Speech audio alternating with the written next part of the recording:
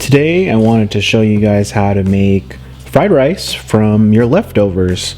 Honestly, I wanted to shoot a video where you could just pick anything in your fridge as long as there were eggs, some kind of protein, and any kind of greens, and then of course onions and garlic.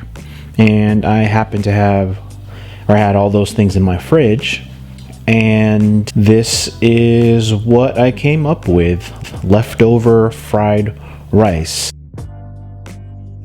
I think this is a simple recipe that anybody can do.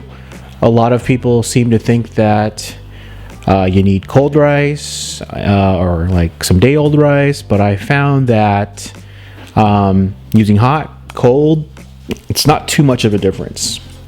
So good luck, and if you have any questions, just drop a comment. Thanks guys, enjoy.